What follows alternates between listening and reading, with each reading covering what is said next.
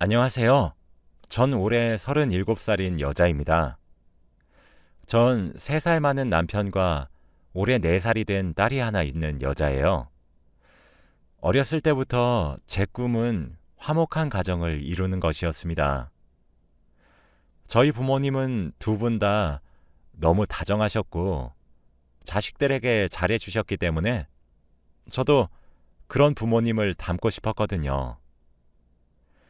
제 남편은 결혼하기 전에 제대로 된 연애를 한 번 해보지 못한 어떻게 보면 순수했던 사람이었고 무척 예의가 바르고 어른을 공경할 줄 아는 사람이었습니다.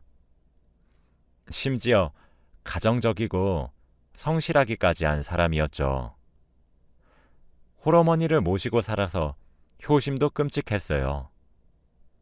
그러나 제게 효도를 강요하는 것이 아니라 저희 부모님께도 효도를 알아서 하는 남편이었죠. 어디 내놓아도 당당히 1등 남편이다 얘기할 수 있는 그런 사람이었습니다. 저를 위해 요리법을 공부해서 음식을 만들어 주기도 했고, 함께 영화를 보면서 비슷한 부분에서 감동을 받고 함께 눈물을 흘릴 줄 아는 사람이라 좋았고, 좋으면 좋다, 싫으면 싫다, 확실하게 자기 감정을 표현할 줄 아는 사람이라 솔직해 보였어요. 이 남자랑 살면 정말 행복하겠다는 생각이 들어 자연스럽게 결혼을 하게 되었죠. 사실 저희 집도 시댁도 형편이 그리 넉넉하진 않습니다. 그냥 굶지 않고 살 정도였죠. 결혼 후에도 양가에 40만 원씩 생활비를 붙여드리려고 노력했던 그런 착한 사람이었죠. 남편은 홀어머니를 모시고 살았었는데 시어머니도 절 너무 아껴주셨습니다. 제게 인자하게 웃으시면서 이름을 부르시곤 하셨어요. 그러다가 선물처럼 아이가 찾아왔고 우린 그렇게 새 식구가 되었습니다. 아이를 임신했을 때도 얼마나 지극정성으로 저를 대했는지 몰라요. 심지어 입덧도 같이 했다니까요. 남자가 자신의 아내를 너무 사랑하면 입덧도 옮아서 한다던데 우리 남편이 진짜 그러는 것을 보고 친정도 시댁도 혀를 내두르며 고개를 저을 정도로 애처가다 하셨습니다. 저희 부모님도 그런 남편을 얼마나 좋아했는지 몰라요. 세상에 이렇게 착한 사위가 어딨냐고 동네방네 자랑을 하곤 했거든요. 자기 딸한테 그렇게 잘해주는데 어느 부모가 싫다고 할 수 있었겠냐만 말입니다. 저와 남편은 정말 많이 행복했고 서로 사랑했어요. 남들과 다를 바 없는 평범한 환경 속에서 서로 투닥거리며 싸우다가도 금세 화해를 했었던 평범하기 그지없는 가족이었고 매일 이렇게 행복해도 되나 싶었습니다. 행복에 배부른 나날들에 감사했고 너무 행복해서 불안할 정도였죠. 저는 남편과 맥주 한 캔씩 하면서 서로 미래를 이야기할 때가 제일 좋았어요. 이야기를 나누는 그 시간이 행복했었던 이유는 반짝반짝 빛나는 두 눈을 가지고 미래를 꿈꾸는 남편의 모습이 정말 멋있었거든요. 아직 초등학교도 입학하지 않은 어린 딸을 두고 어디서 이상한 놈을 데려와 결혼시켜 달라고 하면 어쩌나 하는 귀여운 걱정도 하곤 했거든요. 그렇게 저희는 쭉 행복할 수 있을 줄 알았습니다. 남편은 학원에서 영어를 가르쳤던 교사였어요. 당시엔 아주 늦은 밤이었고 그날따라 시험을 코앞에 두고 있었기 때문에 특강을 해야만 했었죠. 그래서 늦게 귀가를 했습니다. 저희 집은 골목길 안에 위치한 빌라였어요. 그날은 비도 추적추적 내렸죠. 늦은 시간 CCTV 없는 골목길 등 조건이 맞아서였던 걸까요? 그날 남편이 사고를 당하게 되었습니다. 그 비극은 딸아이가 2살이었을 때 일어났어요. 그날따라 딸아이가 잠투정도 없이 일찍 잠에 들었고 언제나 그랬듯 저는 남편의 귀가를 기다렸습니다. 학원에서 수업이 끝났다고 1시간 내로 도착한다는 남편의 전화를 끝으로 소파에서 TV를 보며 기다리고 있는데 시간이 한참 지나도록 남편이 들어오질 않더라고요. 뭔가 불안해지기 시작했어요. 남편에게 다시 전화를 해보았지만 역시나 연결되지 않았고 전 점차 불안해졌죠. 그러던 도중 시어머니로부터 전화가 한 통이 왔습니다. 통화 내용은 정말 충격적이었어요. 길을 지나가다 뺑소니를 당해 쓰러져 있었던 남편을 발견해 병원으로 이송 중이란 전화를 받았다고 했거든요. 시어머니도 많이 놀라셨던 것인지 횡설수설하시며 말씀하셨는데 똑바로 말씀해 주시라고 화를 내기도 했어요. 큰 소리에 딸아이가 잠에서 깼지만 정말 눈에 뵈는 것이 없더라고요. 시어머니와 전화를 급히 끊고 앞집의 문을 쾅쾅 두드렸습니다. 평소에도 앞집 새댁이랑 친하게 지냈었거든요. 급히 제 딸아이를 앞집에 맡긴 후 헐레벌떡 시어머니가 말씀해 주신 병원으로 찾아갔어요. 남편은 흙탕물에 얼굴이며 옷이며 다 젖은 채로 있었고 정신을 잃어 있었죠. 그 몰골로 응급실 침대에 누워있는 모습을 보니 정말 억장이 무너지는 듯 했습니다. 보호자 사인과 동시에 남편은 수술실로 들어가게 되었어요. 목격자인 사람을 붙잡고 물어보니 골목길 근처에 남편이 쓰러져 있었다고 하더군요. 근처에는 자동차의 파편 조각으로 보이는 유리들이 굴러다니고 있었다고 아무래도 뺑소니를 당한 것처럼 보인다는 말이었습니다. 수술 시간은 처음 안내받았던 시간보다 배로 더 걸리기 시작했어요. 점차 불안해졌습니다. 이대로 우리 남편을 잃으면 어쩌나 걱정이 휘몰아쳤죠. 평소 눈물이 많았던 저였지만 전 울지 않았어요.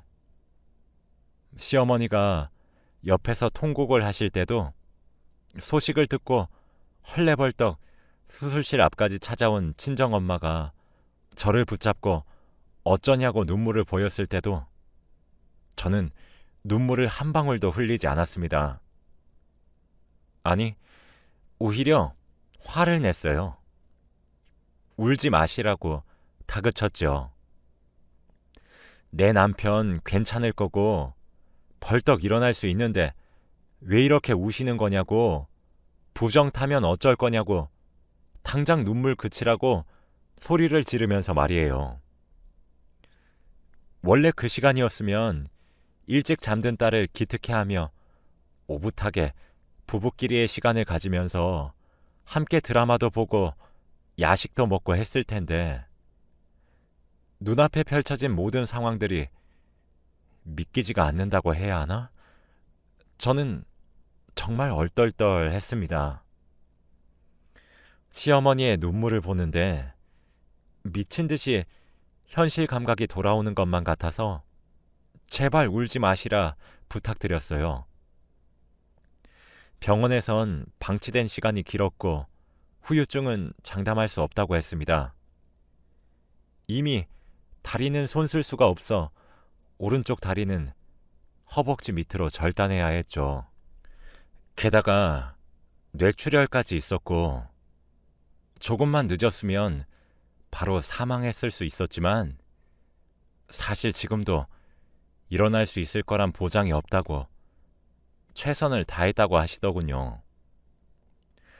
오늘 아침에도 출근하고 오겠다고 제게 입을 맞춰주고 딸을 사랑스럽게 쳐다봐 주었던 남편의 상태는 오늘이 고비라는 말에 전 그제서야 무너졌습니다. 믿지 않았어요. 믿을 수가 없었어요. 좀 전까지 저랑 전화를 했고 오늘따라 감기 기운이 있었던 제 몸 상태를 걱정해 주었던 사람이 지금 누워있는 것도 놀라 자빠질 노릇인데 어떻게 믿을 수 있었겠나요? 눈 좀 떠보라고 절규하는 시어머니의 목소리를 끝으로 정신을 잃었습니다. 저와 시어머니는 미친 듯이 남편의 간병에 매달렸어요.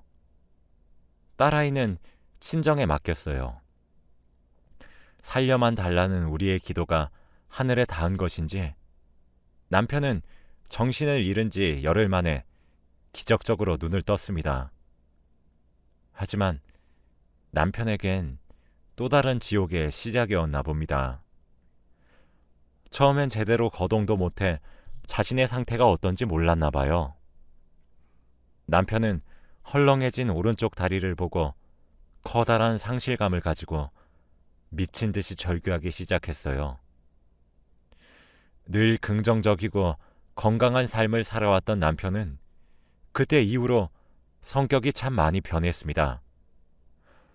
하염없이 울다가 이렇게 살 바엔 차라리 죽어버리겠다고 난리도 쳤다가 멍하니 창밖만 보다가 그렇게 지냈죠. 말 그대로 숨만 쉬었습니다. 시간이 흘러 남편이 퇴원하고 난 후도 문제였어요. 시어머니는 한순간에 장애인으로 전락한 아들이 혼자가 되기라도 할까 겁이 나셨나 봅니다. 그 이후 매일 저희가 살고 있는 집으로 와서 제 손에 물 한 방울 묻히지 말라 신신당부를 하시고는 집안일을 대신 해주셨어요. 청소도 하시고 빨래도 하시고 밥도 차려주시며 모든 일을 해주셨죠. 그렇게 매일을 저희 집에 오셔서 복작거리셨습니다. 그러고 돌아가실 적엔 항상 저를 붙잡고 하나뿐인 아들 옆에 있어주면 안 되냐고 거의 빌다시피 제게 애걸복걸 하셨죠. 남편도 똑같았어요. 매일을 반복되는 질문을 던지더군요. 자기를 사랑하냐고, 헤어지자고 하지 않을 거냐고, 뭐 그런 질문 말이에요. 저희 친정에서는 제 앞길이 창창하다며 이혼하기를 슬며시 요구하기도 했어요. 솔직히 안 힘들다고 하면 그건 정말 새빨간 거짓말입니다. 제가 처한 상황보다 시어머니와 남편의 애원보다 친정과 친구들의 위로보다 더욱 힘들었던 것은 주변 사람들의 시선이었어요. 동정어린 시선들이요. 남들 일에 어찌나 관심이 많은지 제게 괜찮냐고 오히려 물어오는 사람들은 양반일 정도였습니다. 아마 사람들의 시선을 한번 겪어보지 않으셨으면 100% 이해하실 수 없으실 거예요. 동정어린 시선도 지긋지긋하고 제게 위로를 건네는 사람들도 다 위선으로 느껴졌습니다. 시어머니가 매일같이 찾아와 저희 살림을 보살피는 것도 이기적인 모습으로만 보였어요. 남편을 바라보고 있다가도 제 시선이 남편의 헐렁해진 오른 다리를 보면 참 만감이 교차하기도 했고요. 분명히 무언가 있어야 되는 곳에 아무것도 없으니 허전함이 참 많이 느껴졌죠. 여기서 가장 힘들었던 건 뭔지 아세요? 점점 불안과 공포에 질려가는 남편의 모습을 지켜보는 것이었습니다. 매일 제 눈치만 살피는 남편의 모습, 제게 집착하기 시작하는 모습 등 세상이 원망스러울 지경이더라고요.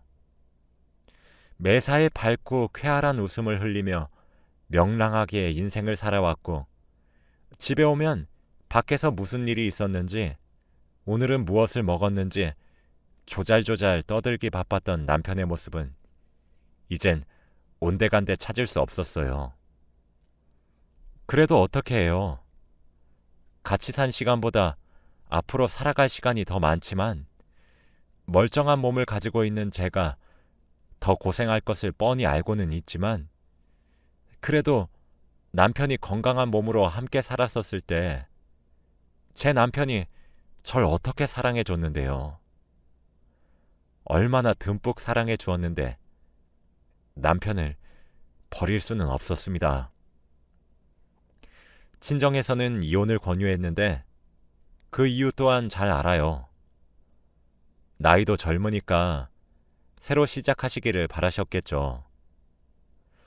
장애인이 된 남편을 평생 동안 돌보면서 함께 산다는 것은 제가 너무 일방적으로 고생하는 길이란 사실을 저희 부모님도 아시니까요. 그래서 세상 욕 자신들이 다 들을 수 있으니 이혼하란 말을 꺼내셨던 것이겠죠. 그런데 그렇게 미친 듯이 절 사랑해준 남편을 제가 어떻게 버릴 수가 있겠나요? 사실 도망치고 싶었던 적도 정말 많았고 욕을 얻어 처먹는 한이 있어도 눈 딱 감고 이혼할까 고민도 했습니다. 이기적이라고 욕을 먹어도 할 말은 없는데 저를 위해서, 딸아이를 위해서 그런 생각을 안 해보지는 않았어요. 왜 하필 내가 이런 일을 당해야 하고 이 꼴을 당해야 하는지 이해가 되지 않았고 하늘이 원망스러웠죠. 하루빨리 이혼해서 빠져나오고 싶다가도 풀이 죽은 남편을 보면 그래, 내가 아니면 이 사람은 어쩌겠나 싶기도 했고요.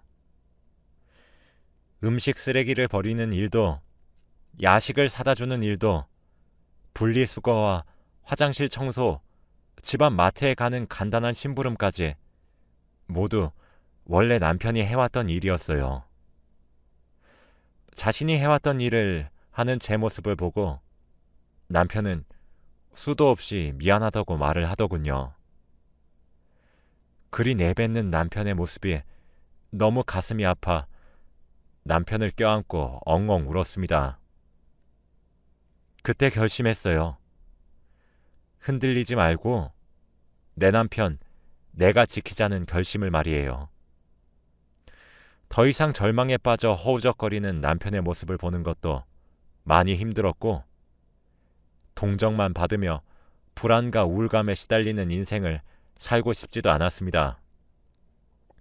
그렇게 결심을 굳히고 친정에 찾아갔어요. 이혼할 생각도 없고 나랑 우리 남편 좀 도와달라고 말이죠. 친정에선 절 뜯어 말렸지만 제가 강행했어요. 엄마 아빠도 김서방이 나를 어떻게 사랑해줬는지 전부 옆에서 보셨잖아요. 우리 없는 살림에도 친정이랑 시댁에 생활비 조금씩 드리자고 했던 사람이야. 내 손에 물 한 방울 안 묻힌 건 아니지만 최대한 덜 묻히려고 노력했던 사람인데 내가 그런 사람을 어떻게 버리고 새 출발을 해요? 그러니까 그냥 나 좀 도와주세요. 하면서 말이죠. 남편도 붙잡아 앉힌 뒤에 말했어요. 여보, 더 이상 나한테 이러지 마. 당신이 이럴수록 더 지쳐. 당신은 항상 어려운 일을 겪게 되면 극복하는 사람이었잖아. 나 당신 안 버려. 당신 두고 나만 도망가거나 떠나지 않을게. 정말 약속할게. 그러니까 우리 이겨내보자. 당신 우리 딸 결혼식에도 휠체어 타고 들어갈 거야? 걸어서 들어가 봐야지. 요새는 의족이란 것도 있어서 괜찮아. 당신 할 수 있어. 기죽지 마. 알았지? 나도 당신을 얼마나 사랑하는데. 그러니까 당신이랑 나 둘 다 할 수 있어. 적어도 우리 딸아이한테 부끄럽지 않은 부모가 되자. 라고 했습니다. 시어머니께도 말씀드렸죠. 어머니, 저희 집에 더 이상 찾아오지 마세요. 어머니가 이러실수록 저희 무너져요. 어머니도 하나뿐인 아들 극복하게 해주셔야죠. 저희가 알아서 할게요. 불안해하지 마세요, 어머님. 우리 남편 버리지 않아요. 죽을 때까지 끼고 살 거니까 너무 슬퍼 마세요. 하면서 어머님의 손을 꼭 잡아드렸습니다. 어머님이 구슬같이 눈물을 퐁퐁 흘리면서 고맙다, 고맙다 하시며 흐느끼셨죠. 그때부터 남편은 재활치료에 진심으로 임하기 시작했어요. 남편은 초반까진 그래도 제게 집착하는 것과 불안함, 이런 부정적인 감정들을 버리지 못했는데 제가 꾸준히 옆에서 지지해주며 응원하니까 부쩍 밝아지기 시작하더라고요. 점차 재활에도 열심히 임하기 시작했고 원래 영어를 가르쳤었던 직업을 가졌던 사람이라 재택근무도 하기 시작했습니다. 요즘엔 세상이 좋아져서 화상 영어 같은 것도 있더라고요. 남편은 수시로 재활치료에 임하면서 화상 영어로 돈을 벌기 시작했죠. 사실 수입은 턱없이 적었습니다. 하지만 점점 활력을 되찾는 남편을 보니 저도 행복해졌어요. 처음엔 시선이 주는 압박에 저도 정신과를 다니며 신경안정제를 처방을 받아 복용했으나 시간이 지나니 그 시선에도 익숙해지더군요. 역시 사람은 적응의 동물이라고 한다더니 사실 늦은 밤 CCTV도 없었던 골목길에서 뺑소니를 당했던 터라 눈앞이 막막했었는데 골목길에 뺑소니 목격자를 찾는다는 현수막을 걸었더니 목격자도 찾아냈고 골목길 사고 현장 근처에 주차하고 있었던 자동차의 블랙박스를 받아내 뺑소니 범인도 잡을 수 있었습니다. 그 사람은 뺑소니에 음주운전까지 한 파렴치한 인간이었죠. 그 사람으로 인해 저희 집안은 풍비박산이 났는데 말이죠. 눈물로 범벅된 제 얼굴을 보고는 그저 죄송하단 말밖에 하질 못하더군요.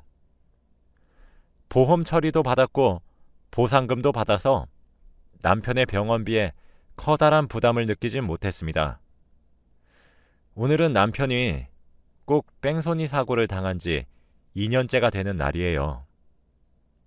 이제 남편은 의족도 곧잘 차고 다니고 있고 아는 지인분이 운영하고 계시는 학원에 영어와 국어를 가르치며 일상생활에 거의 완벽하게 복귀하고 있습니다. 며칠 전에는 글쎄 우리 딸아이가 병원에서 데일밴드에 관해 배웠나 보더라고요. 다쳐서 아야하면 병원에 간다, 소독약을 발라준다, 아프면 약을 바른다, 이런 것들을 놀이를 통해서 배웠나 봐요. 남편이 소파에 잠시 누워 있었는데 살금살금 다가가서 남편의 오른쪽 허벅지에 분홍색 토끼가 그려진 데일밴드를 붙이고는 호호 불어주는데 얼마나 예뻤는지 몰라요. 남편도 자다 깨서 울컥한 표정으로 딸아이를 바라보고요. 요즘에도 남편은 잠에 들기 전 제게 미안하고 고맙다는 인사를 꼭 해주고 잠에 들어요. 사실 미안할 일은 없는데 말이죠. 남편이 원해서 사고를 당했었던 것도 아닌데 그저 제게 그렇게 미안한가 봅니다. 사실 지금 생각해보면 제게 무슨 용기가 있어서 그렇게 행동했었던 것인지 모르겠으나 가정을 지켜야 되겠다는 일념 하나만으로 일궈낸 기적 같아요. 남편은 제게 말합니다. 제가 있어서 일상생활로 빠르게 복귀할 수 있었고, 절망에 오래 빠지지 않을 수 있었고, 재활에 집중해서 의족에 익숙해질 수 있었다고. 그래서 제게 너무 고맙다고 말이에요. 저 또한 남편이 살아있어줘서 얼마나 고마운지 모릅니다. 사실 시어머니도 제게 그 이후로도 너무 예뻐해 주십니다. 부담스러울 정도로 말이죠. 저를 무슨 구원자처럼 생각하시는 것 같기도 합니다. 제 입장에서는 당연한 일을 한 것인데 너무 떠받들어지는 것 같기도 하네요. 제 이야기는 여기서 끝입니다. 정말 그 말이 맞는 것 같다는 생각이 들어요. 인생에 내리막길이 있으면 오르막길도 있단 말이에요. 저는 다시 정상으로 돌아가고 있는 저희 가정이 너무 좋고 여전히 남편과 딸을 무지막지하게 사랑하고 있습니다. 힘들 때 사람 버리는 것은 아니라고 하더군요. 그래서 이제 요즘에도 남편에게 더할 나위 없이 큰 사랑을 받고 있어요. 앞으로는 더 이상의 오르막길은 없어도 좋으니 지금처럼 안락하고 평화로운 나날이 지속되길 바랄 뿐입니다. 제 긴 이야기를 들어주셔서 감사해요. 여러분들 가정엔 평안만 가득하시길 빌며 이만 글을 마칩니다. 감사합니다.